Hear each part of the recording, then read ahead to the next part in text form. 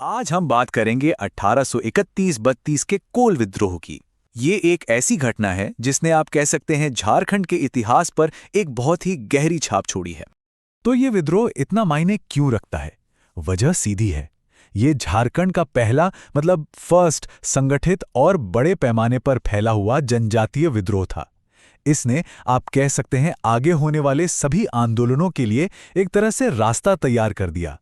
तो इस पूरी कहानी को समझने के लिए हम कुछ हिस्सों में इसे देखेंगे। पहले बात करेंगे कि ये झारखंड का पहला संगठित विद्रोह कैसे बना। फिर हम उन वजहों को जानेंगे, वो असंतोष के बीज जो सालों से पनप रहे थे। उसके बाद देखेंगे कि वो कौन सी चिंगारी थी जिसने इस आग को भड़का दिया। और फिर ये विद्रोह कैसे फैला और आखिर में इसका असर क्या हुआ, इसकी विरासत क्या रही। तो सबसे पहले ये एक संगठित विद्रोह क्यों था? देखिए, इसकी सबसे खास बात थी एकता। मुंडा, हो, चेरों, खरवार, कई अलग अलग जनजातियां एक साथ आईं। और किसके खिलाफ? दीकुओं के खिलाफ, यानी बाहरी लोगों के खिलाफ। ये एक यूनाइटेड फ्रंट था। और ये विद्रोह सिर्फ एक छोटे से इलाके में नहीं था, ये जंगल की आग की तरह फैला। छोटा नागपुर, पलामू, सिंहभूम, मानभूम, लगभग पूरा झारखंड इसकी चपेट में आ गया था। बस एक हजारीबाग का इलाका था जो इससे काफी हद तक बचा रहा। क्यों? क्योंकि वहां अंग्रेजों की मिलिट्री बहुत तगड़ी थी। तो अब आते हैं असली सवाल पर। आखिर इतना बड़ा विद्रोह हुआ क्यों? इसका जवाब उन गहरी शिकायतों में छिपा है जो कई सालों से धीरे धीरे पनप रही थीं। देखिए, इसके पीछे मोटे तौर पे 4 बड़ी वजहें थीं। पहली, उनकी जमीनें उनसे छीनी जा रही थीं और जमींदारों और बाहरी लोगों को दी जा रही थीं। दूसरी, दिकुओं का बढ़ता हुआ अत्याचार, साहूकार, जमींदार, ठेकेदार सब उनका शोषण कर रहे थे। तीसरी वजह थी नए और अजीब से टैक्स, जैसे कि हड़िया जो उनका पारंपरिक पेय है, उस पर भी पचवई नाम का टैक्स लगा दिया गया। और चौथी और शायद सबसे जरूरी बात, न्याय। न्याय तो मिलता ही नहीं था। जो नई ब्रिटिश अदालतें थीं वो उनकी पहुंच से बाहर थीं और हमेशा उनके खिलाफ ही फैसला देती थीं। यहाँ पे ये जो दीकू शब्द है, इसे समझना बहुत जरूरी है। दीकू का मतलब सिर्फ अंग्रेज नहीं थे। इसमें बंगाल और बिहार से आए वो सभी बाहरी लोग शामिल थे, चाहे वो ठेकेदार हों, व्यापारी हों या साहूकार जो आदिवासियों का शोषण कर रहे थे। तो ये एक तरह से हम बनाम वो वाली लड़ाई बन गई थी। और ब्रिटिश अदालतों के बारे में आदिवासी क्या सोचते थे, ये इस एक लाइन से साफ हो जाता है। वो कहते थे, आओ दाखिला करो, लड़ो और तबाह हो जाओ। उन्हें पता था कि अदालत जाना बर्बादी को न्योता देना है।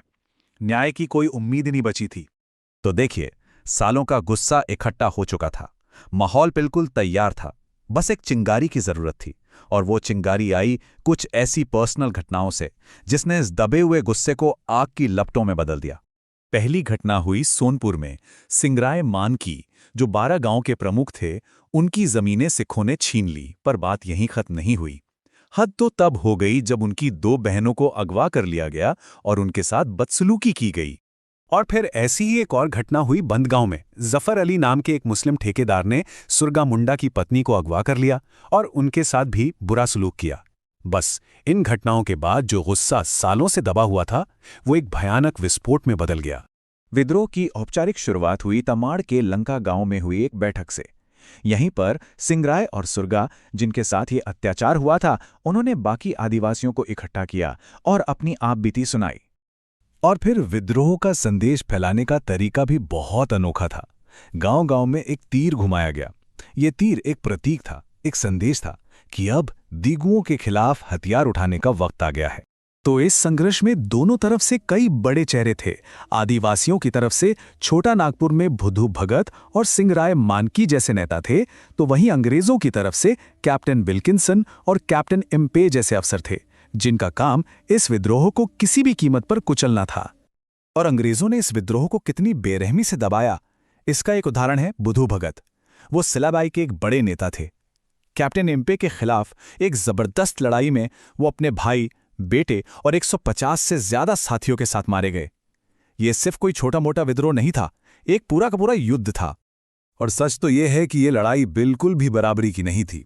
एक तरफ थे आदिवासी विद्रोही जो अपने पारंपरिक हथियारों, धनुष, बाण और भालों से लड़ रहे थे, और दूसरी तरफ थी ब्रिटिश सेना, जिनके पास आधुनिक राइफलें और तोपें थी। इसके बावजूद सिर्फ अपने जज्बे और हिम्मत के दम पर आदिवासियों ने 2 महीने तक कड़ा मुकाबला किया।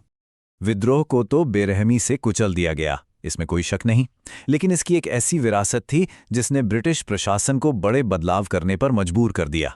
तो हुआ ये कि अप्रैल 1832 तक ज्यादातर बड़े नेता या तो मारे गए थे या उन्होंने सरेंडर कर दिया था। लेकिन इस विद्रोह का असर इतना गहरा था कि अंग्रेजों को 1833 में रेगुलेशन 13 नाम का एक नया कानून लाना पड़ा।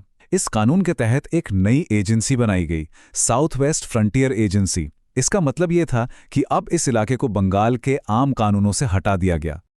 और इन बदलावों का सबसे बड़ा और सबसे अहम नतीजा क्या था? वो था पारंपरिक मुंडा मानकी शासन व्यवस्था को फिर से अधिकार देना। उन्हें फिर से कुछ वित्तीय और न्यायिक अधिकार दिए गए। ये आदिवासियों की अपनी स्वशासन प्रणाली थी और इसका वापस मिलना उनके लिए एक बहुत बड़ी जीत थी।